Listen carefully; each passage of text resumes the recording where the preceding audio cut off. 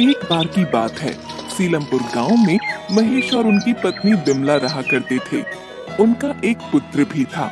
उसका नाम था गुड्डू। गुड्डू बचपन से ही होशियार था। उनके घर में एक वफादार कुत्ता ब्राउनी भी था।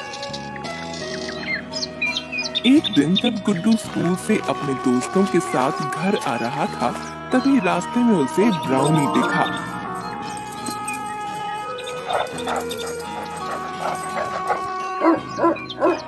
अरे ब्राउनी, तू मुझे लेने आया है क्या? चल मुझे पकड़। देखते हैं कौन जीतता है। आज तो देखना मैं ही जीतूंगा। तू हर बार जीत जाता है। आज ही मैंने समोसे खाए और अब मैं चीते जैसा दौड़ूंगा। हाँ, जो जीतेगा उसे ये बिस्कुट मिलेगा। दोनों घर की तरफ भागने लगे।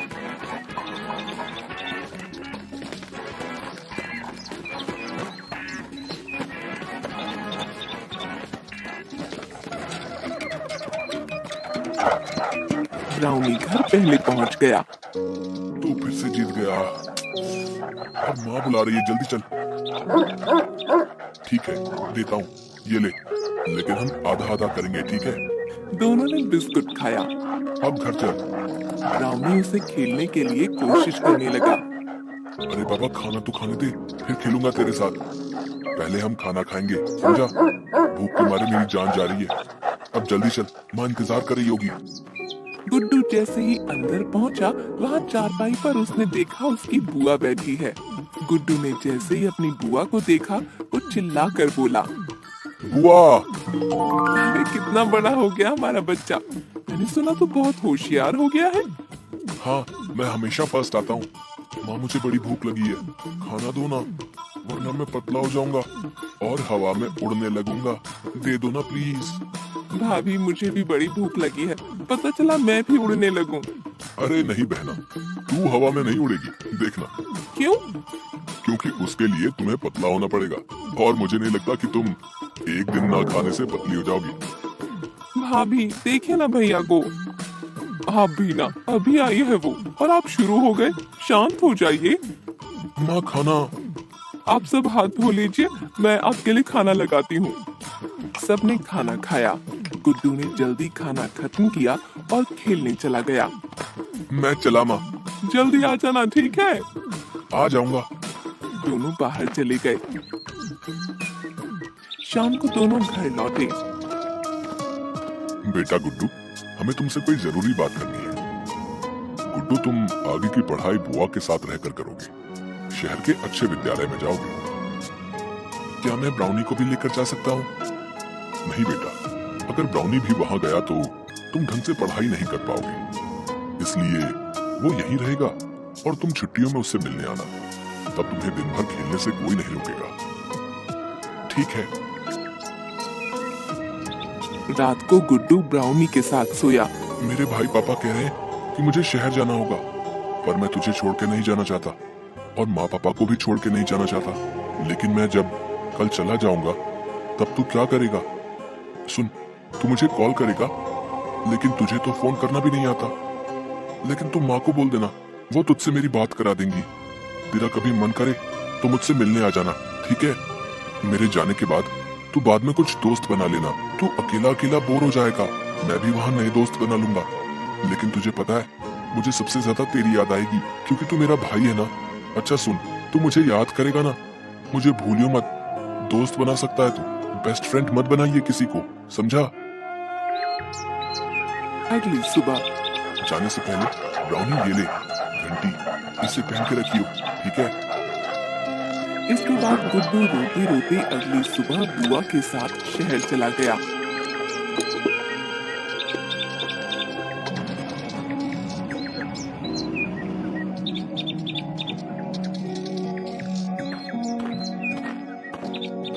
कार्तिक गुड्डू के गले लगा। आज से गुड्डू हमारे साथ ही रहेगा, उसे अपने कमरे में ले जाओ। कुछ दिनों बाद गुड्डू का एडमिशन कार्तिक के स्कूल में हो गया। दोनों बच्चे मन लगाकर पढ़ने लगे।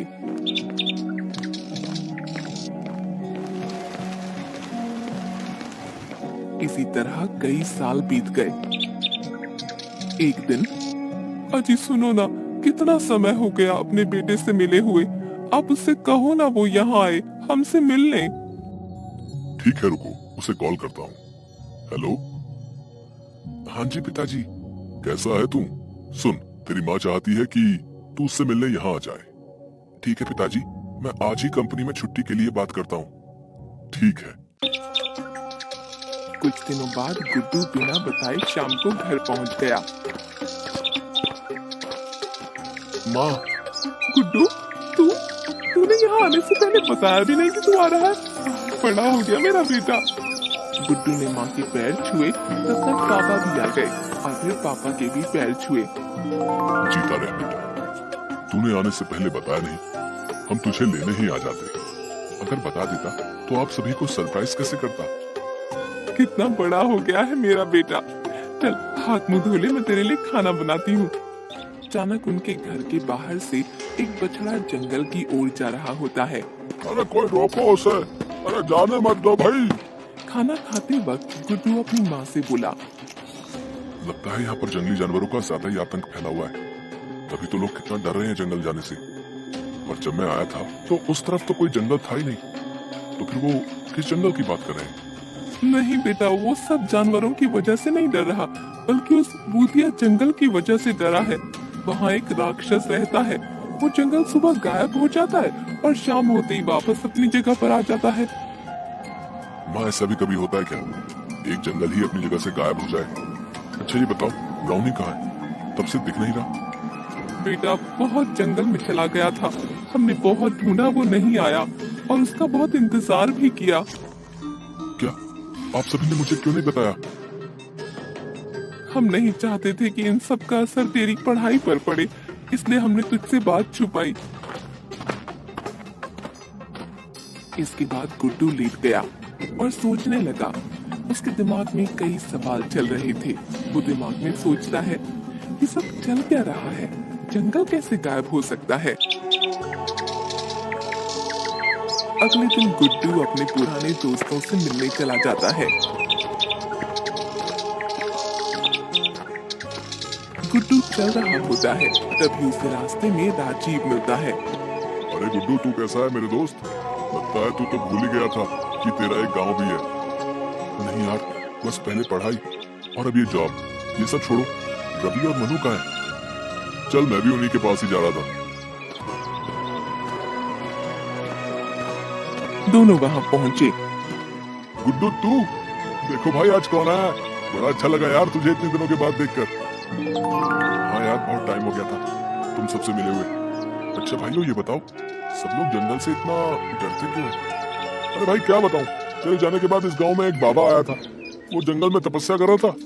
कई सालों तक तपस्या करने के बाद उसके ऊपर मिट्टी की परत जम गई और इस गांव के कुछ आदमियों ने नशे में उस बाबा के ऊपर लाठी मार दी और उस लाठी मारने की वजह से बाबा की तपस्या भंग हो गई और बाबा को चोट भी आ गई। तब से उस बाबा ने इस जंगल को और इस गांव के लोगों को श्राप दे दिया कि अगर इस गांव का कोई भी इंसान जंगल की तरफ जाएगा तो वो कभी भी वापस नहीं आएगा। वो जो लोग वहां गए थे वो आज तक वापस नहीं आए और उसके बाद जितने भी लोग जाने अनजाने से गए वो भी कभी वापस नहीं आए। श्राप कभी खत्म नहीं होगा भाई।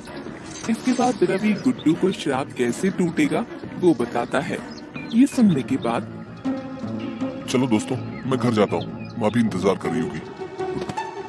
इसके बाद गुड्डू वहाँ से चला जाता है और घर जाते वक्त वो गांव के उसी रास्ते पर जाता है जहाँ से जंगल शुरू होता है, लेकिन उसे जंगल नहीं दिखाई देता।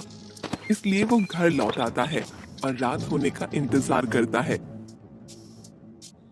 रात होते ही वो बिना किसी को बताए जंगल की तरफ चल पड़ता है।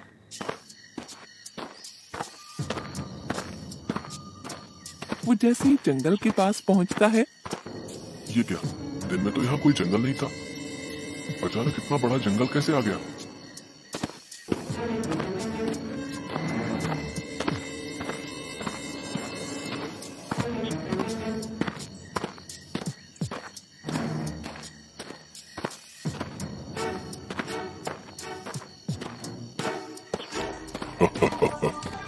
देखो तो कौन आया है। तू यहाँ क्यों आया है? बोल। बस पिछली बार तूने पूछा था ना, इस बार मैं पूछूंगा। नहीं, मैं पूछूंगा। नहीं मैं, नहीं मैं, नहीं मैं। दोनों लड़ने लग जाते हैं। उन दोनों को लड़ता देख गुड्डू चुपचाप आगे बढ़ने लगता है, लेकिन जैसे ही वो आगे बढ़ता है, कहाँ जा रहा है रे तू? बचना चाहता है? अब हम तुझे भी गायब कर देंगे। और तुझे पूरी जिंदगी भर हमारी सेवा करनी पड़ेगी, जैसे कि यहाँ आए बाकी सब हमारी सेवा कर रहे हैं। गुड्डू डर जाता है। गुड्डू अचानक बोला, तुम्हें मुझे ले जाने से पहले मेरे मालिक से पूछना पड़ेगा, समझे? वरना मेरे मालिक तुम सबकी चटनी बनाकर रोटी के साथ खा जाएंगे। लेकिन मैं तुम्हारी उनसे बात करवा सकता हूँ। करवाओ तो, हम भी तो देखें कौन है तुम्हारा मालिक। अपने फोन में एक ऐप खोलता है और उसमें कुछ टाइप करता है और उस फोन से आवाज आती है। क्यों याद किया है मुझे?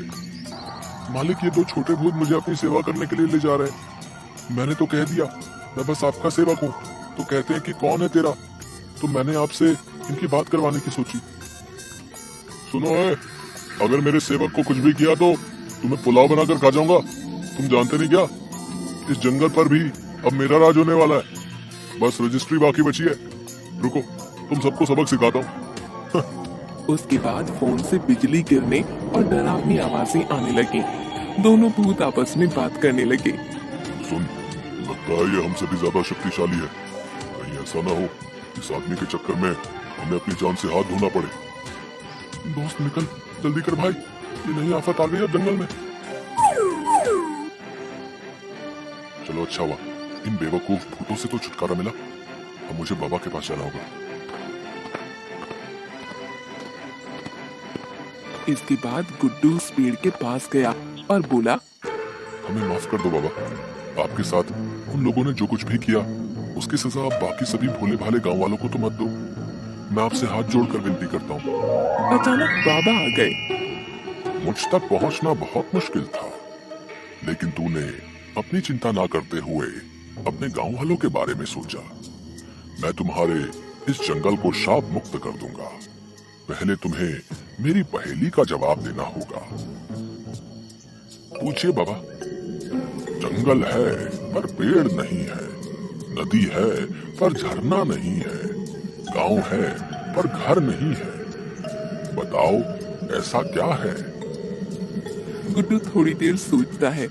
बाबा, इस पहेली का उत्तर नक्शा है। बहुत बढ़िया लड़के, बहुत बढ़िया। लेकिन अभी एक और पहेली, उसके बाद तुम्हें अपने कार्य में सफलता मिलेगी। जीवन में सबसे ऊंचा पद किसका है? लेकिन इस बार तुम्हारे पास समय सीमा होगी। मेरे 5 तक गिनने से पहले तुम्हें उत्तर देना होगा। मैं ध्यान रखूंगा बाबा। जीवन में सबसे ऊंचा पद किसका है? बहुत सोचने के बाद उसे ध्यान आया। बेटा, जिंदगी में हम अपने गुरु का ऋण कभी नहीं उतार सकते। वही हमें मार्गदर्शन देते हैं, जिंदगी में सफल बनाते हैं। सबसे उच्चतम पद गुरु का ही होता है। बाबा, गुरु का पद सर्वोच्च है। सही जवाब। तुम सच में एक समझदार लड़के हो। जाओ और अपने गांव वासियों के साथ खुशी से रहो। जा, किया तेरे गांव को श्राप से मुक्त। आज के बाद ये जंगल कभी अपनी जगह से गायब नहीं होगा।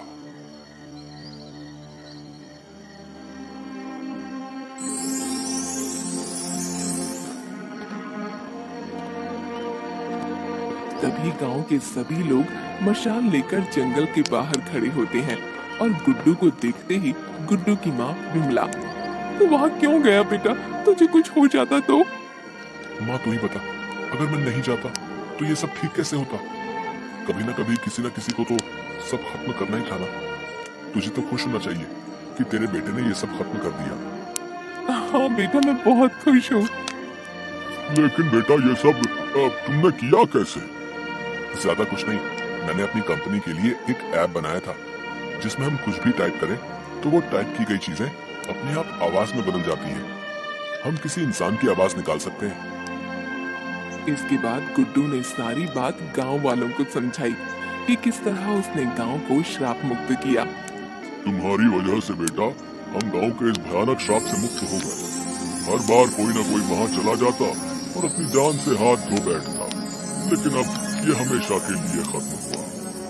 जैसे ही गुड्डू और सब लोग घर जा रहे होते हैं, तभी घंटी बजने की आवाज आई और एक कुत्ते के भौंकने की आवाज सुनाई देती है।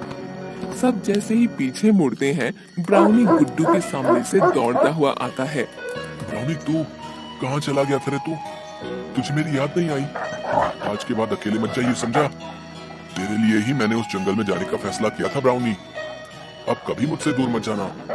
वो दोनों एक दूसरे के गले लगते हैं और गुड्डू रोने लगता है।